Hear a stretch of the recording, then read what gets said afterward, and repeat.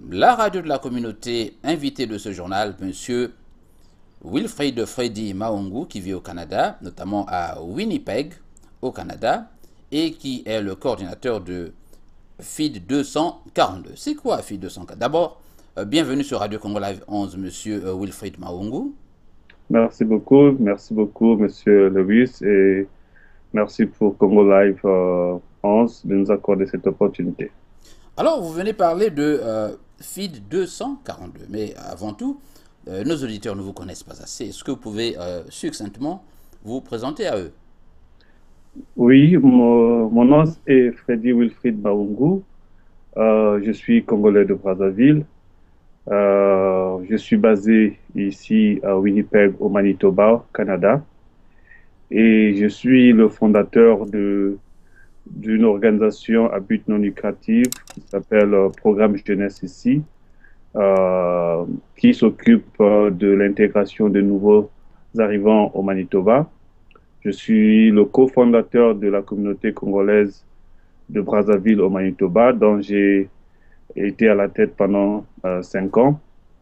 Et je suis aussi le membre de la communauté africaine du Manitoba et président du directoire du Manitoba de la Ligue africaine du Canada.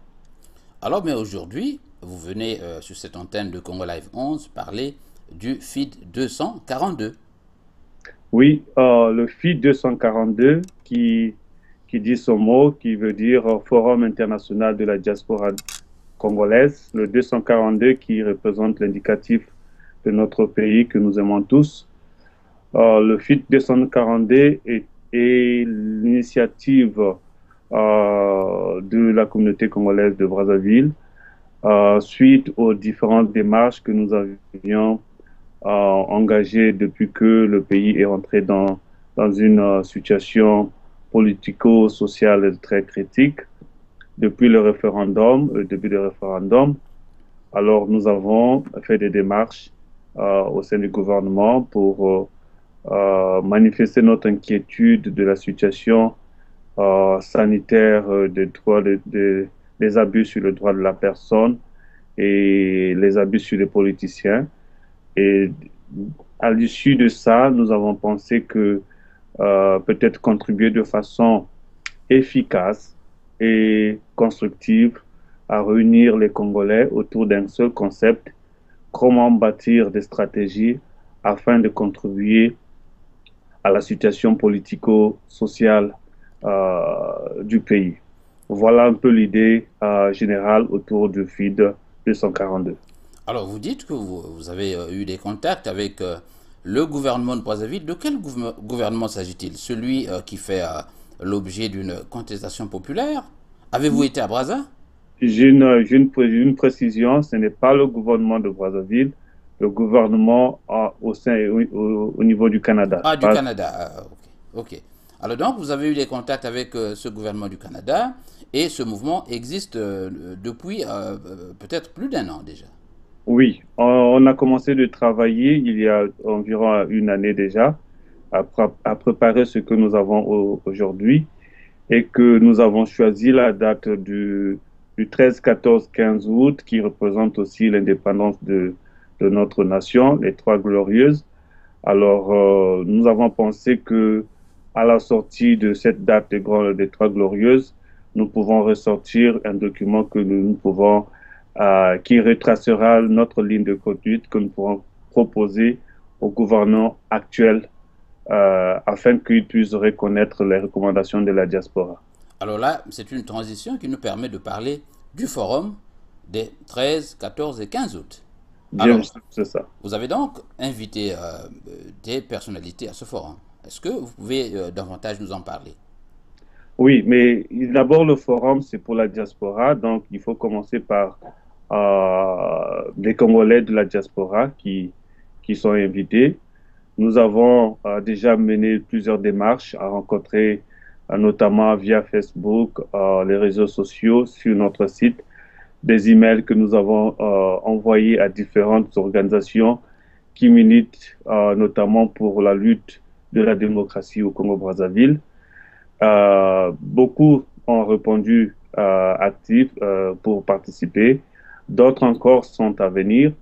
Et aussi, nous avons des autorités canadiennes qui ont été invitées pour participer au forum, notamment la présence de son Excellence Greg Sillinger, qui est l'ancien Premier ministre du Manitoba, qui est notre invité d'honneur, qui aura cet honneur-là de lancer les débats du dialogue lors du référendum. Aussi, nous avons des autorités africaines, notamment André Doumbé, et qui est le président de la communauté africaine du Manitoba. Aussi, le doyen Ibrahima Diallo, qui est le représentant de la communauté africaine francophone au Manitoba, et aussi consul de la République du Sénégal au Manitoba. Donc, ça, du côté des Africains, et notamment, nous avons des orateurs qui vont servir de modérateurs et pour faciliter les débats. Notamment, nous avons Mamadouka, qui est professeur en sciences politiques de l'université de Winnipeg, dans l'université de Saint-Boniface au Manitoba, avec monsieur l'abbé Jacob, qui est aussi un professeur qui a un PhD en gestion de projet et voilà. Donc, Mais oui, mais monsieur Wilfried, je rappelle que nous recevons à ce micro du journal de la communauté monsieur Wilfried Maungu, qui est le coordinateur de FIT 242 et qui s'apprête à organiser un forum le 13, 14 et 15 août prochain. Mais vous ne citez que des personnalités étrangères. Nous avons quand même des sommités ici, aux États-Unis, en France, au Canada, des Congolais qui peuvent éventuellement participer à ce forum. Vous ne pensez pas que ces gens, parce que je suis allé sur votre site internet et j'ai constaté que vous n'avez sélectionné que des gens, des étrangers. Vous ne craignez pas que ces gens utilisent leur schème, leur paradigme, schème de pensée pour plaquer cela à la réalité congolaise? Non, pas plutôt, parce que ils vont jouer le rôle de facilitateur. Ils n'ont aucune position d'imposer sur les décisions des Congolais. Et aussi, ce qui est formidable avec eux, on peut bénéficier de leur expérience dans la gestion des problèmes, des conflits dans leur pays, que nous pouvons aussi exploiter. En plus de ça, ils n'ont pas de penchant par rapport à différentes tendances politiques que nous avons au pays. Je crois que l'une des grandes des erreurs lors des organisations des Congolais, ce sont les différentes tendances politiques que les gens mènent dans les organisations. Alors, avoir des personnes neutres là-dessus permettra de faire pas vraiment imposer, mais d'établir la synergie ou cette dynamique que nous voulons bien établir à la sortie du dialogue et du forum du Manitoba. Mais la porte n'est pas fermée aux orateurs d'origine congolaise de venir participer. D'ailleurs, nous avons déjà contacté différentes personnalités dont nous attendons des réactions. Je crois que d'ici là, ils vont y répondre. Mais si aussi ceux qui sont intéressés en vous écoutant, Monsieur Louis, en écoutant Congo Live 11, qui sont intéressés à être modérateurs, ils sont bienvenus. C'est aller sur le site, enregistrez-vous et il y a une option être orateur. Alors vous choisissez l'option être orateur au forum et nous recevons ça. Il y a un comité qui travaille et on prendra des contacts et puis voir comment, de quelle façon il peut contribuer. Nous avons des intellectuels. Nous avons en France, il y a pas mal, aux États-Unis et au Canada, il y a des intellectuels, mais ils doivent croire et savoir exactement c'est quoi le concept. Et je sais que le Congolais que nous sommes, avec tout ce que nous avons vécu et nous vivions en ce moment, est très, très, très méfiante à toute initiative. Et avant de s'engager, ils voudront peut-être connaître mieux qu'est-ce qui se passe derrière. Voilà, nous, on est libre. On on travaille de telle sorte qu'on puisse donner plus de clarté possible et faire de telle sorte que même notre site explique de façon claire et nette pour que les gens puissent comprendre c'est quoi le principe que nous allons et pourquoi nous allons au forum. Alors, la porte est ouverte encore pour s'annoncer comme orateur au forum. Toujours dans le cadre de ce forum, vous venez d'initier un espace de débat online, notamment avec votre partenaire qui est Braza Web. Oui, depuis 2 semaines déjà, avec un partenariat avec BrazaWeb qui est accepté parmi un des partenaires à soutenir le projet du forum. Nous avons initié des webconférences afin d'informer déjà en avance le concept du forum de la diaspora qu'on appelle FID 242 et aussi mobiliser certaines personnes à venir et à comprendre pourquoi nous pouvons aller au dialogue. Parce que ça paraîtrait un projet tellement immense et que peut-être que s'embarquer dans tel projet, les gens se poseraient des questions. Mais si nous donnons les réponses dès le départ, en parlant déjà du projet, et chaque fois déjà donner certaines réponses, je crois qu'à travers là, nous pourrons avoir chaque Congolais avec son expertise qui viendra apporter un plus dans ce que nous allons faire. Et encore, notre esprit, ce n'est pas, c'est de créer des débats très inclusifs. On ne voudrait pas exclure la diaspora.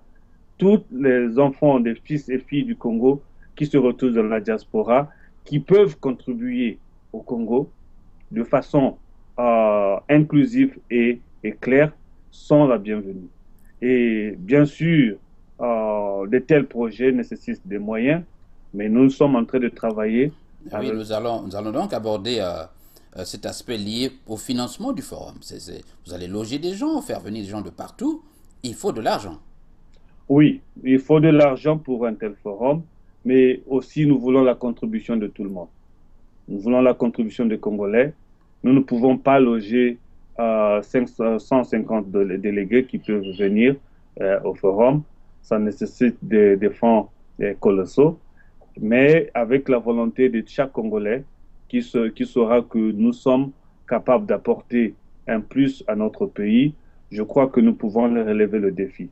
La contribution de chaque Congolais est nécessaire. Est-ce qu'il y a un montant précis que vous avez indiqué? Bon, mais il n'y a pas un montant vraiment que nous pouvons imposer aux gens pour participer au forum. Si vous pouvez contribuer, par exemple, pour ceux qui viennent des États-Unis, s'ils peuvent contribuer avec leur transport pour venir ici, le forum s'occupe de leur nutrition, leur logistique, leur hébergement. Alors, ça, c'est déjà une contribution que le compatriote peut donner en venant.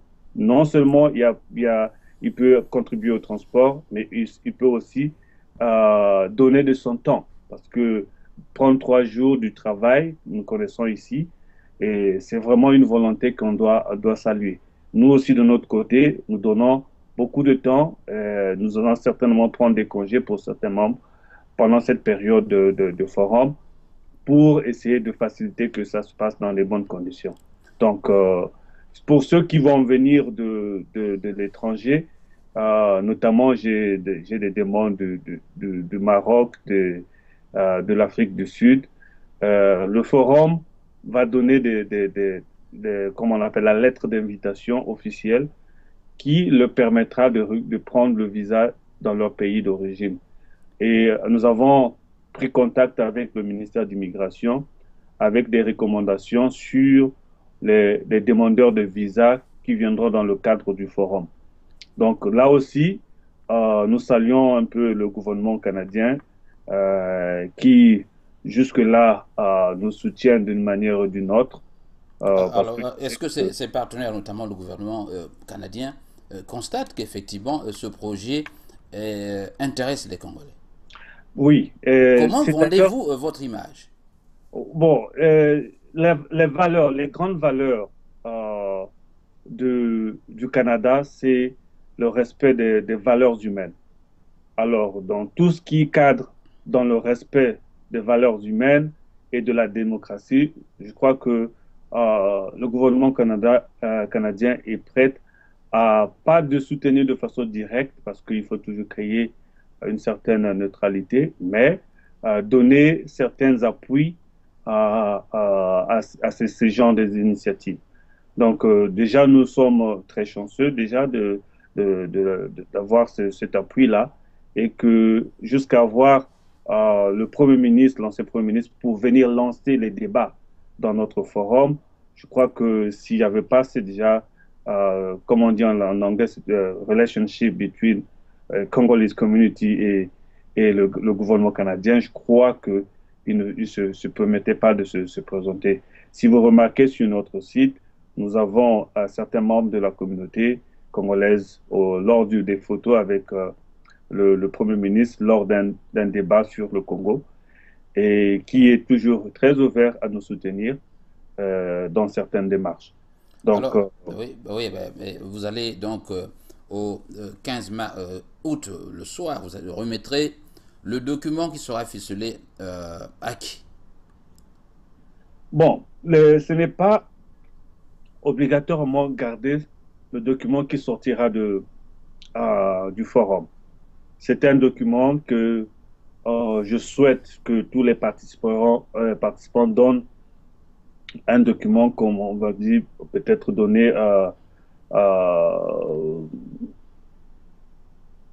comment la convention de Winnipeg 2016, où certaines directives vont être des propositions sur la façon qu'on peut concevoir ou proposer sur la gestion du pays.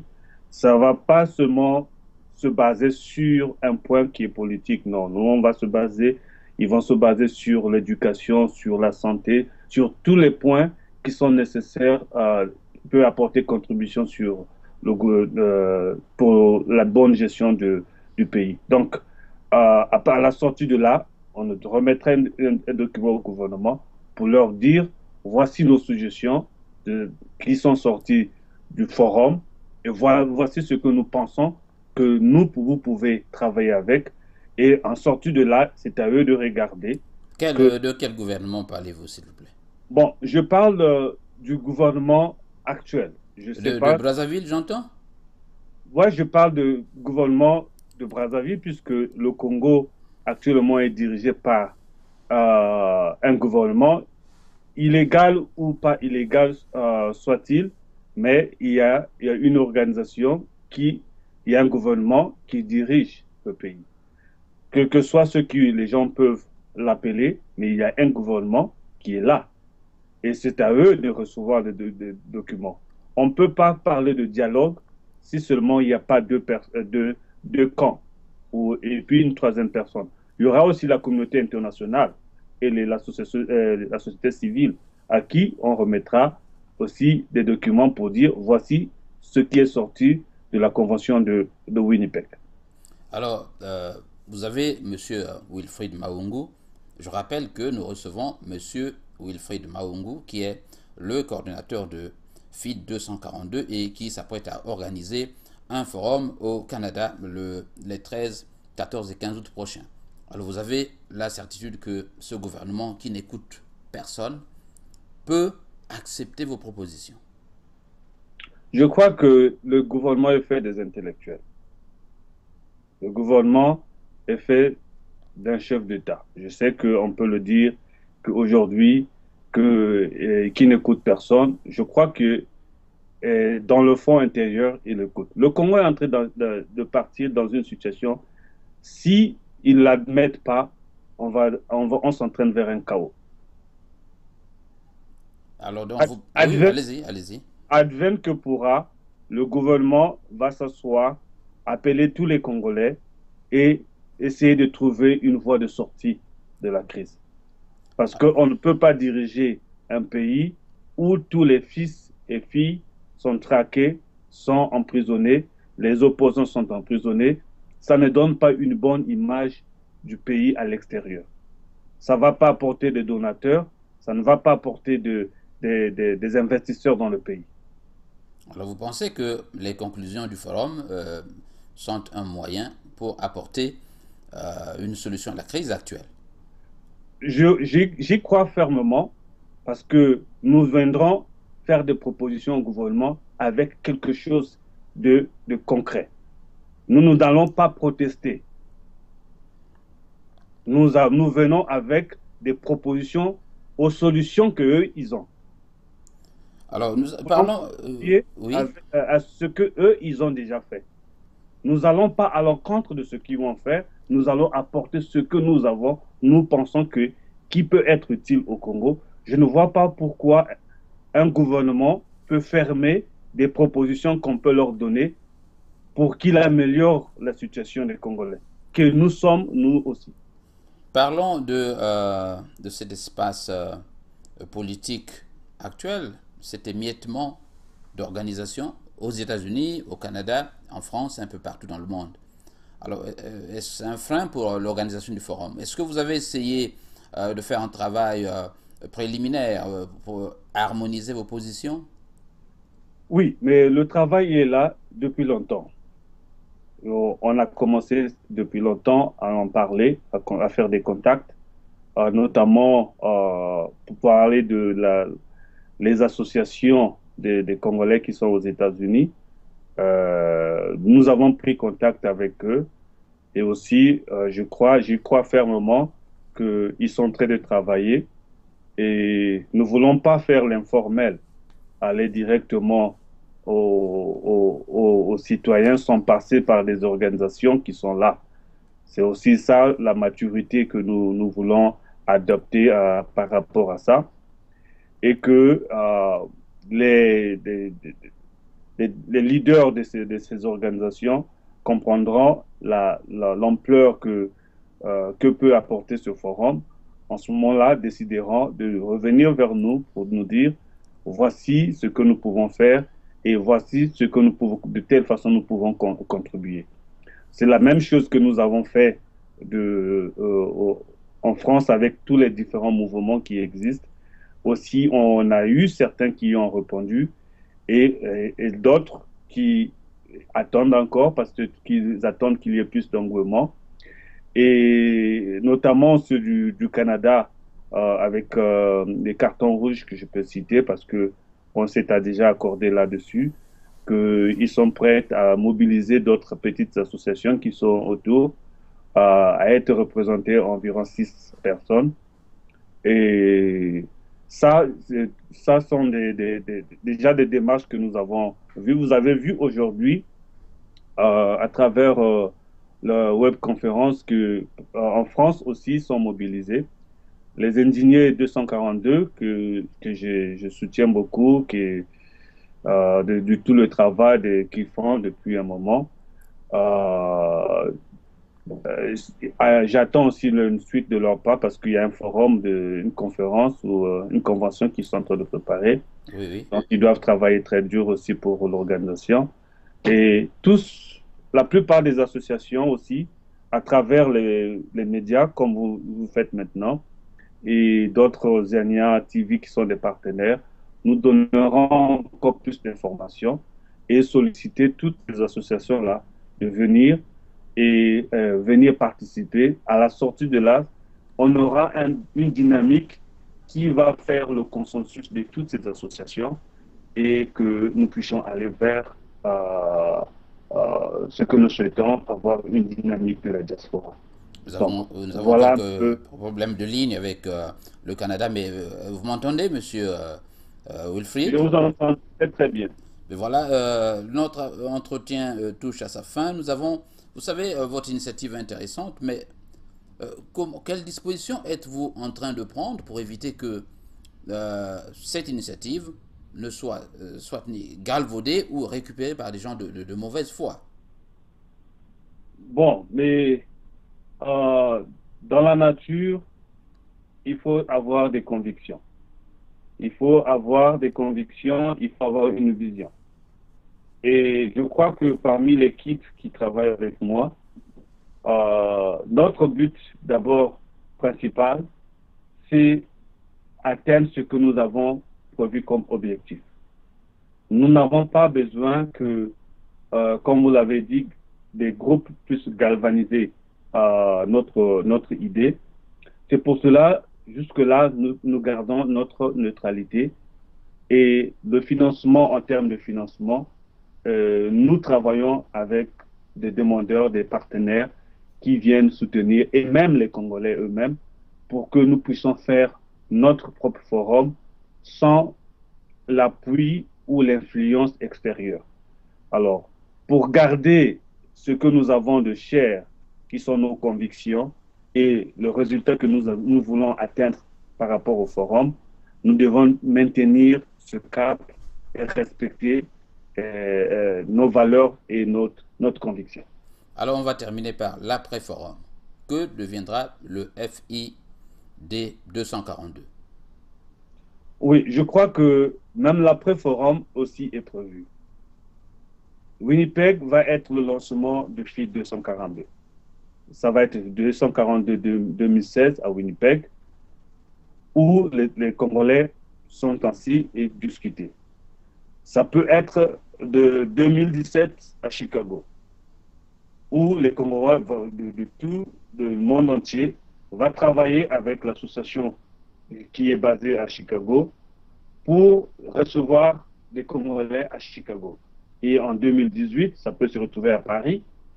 Et les associations qui sont partenaires du FID peuvent se retrouver à Paris pour un autre FID. Donc, on va faire le suivi de toute la politique qu'on va mettre en place pendant plusieurs années et créer le pont entre la société civile, le gouvernement, la communauté internationale et continuer à suivre le processus. Donc, le FID 242, ce n'est pas un projet unique qui va terminer cette année. Nos objectifs sont à long terme, et à court terme et à long terme. Alors, monsieur Voilà. Wilfried Mahungu, est-ce que vous pensez avoir fait le tour des questions qui vous permettent de bien vendre l'image de votre forum? Je crois que ce que je pourrais ajouter c'est de demander aux Congolais et aux associations que nous faisons tous du bon travail dans le mouvement, dans les marches. Aussi, il est temps que nous utilisons cette énergie, cette connaissance, afin d'être plus productifs. Parce que au pays, les gens nous critiquent que vous vendez pas l'image du pays à l'étranger, vous détruisez l'image du pays. Mais pourquoi n'est pas aujourd'hui que nous soyons une diaspora productive, une diaspora de conception, une diaspora qui va bâtir des stratégies et qui mettra à la disposition du gouvernement et en faire un suivi. Et aussi, le gouvernement de comprendre que nous avons une diaspora constructive qui peut apporter des solutions pour la bonne gestion des Congolais.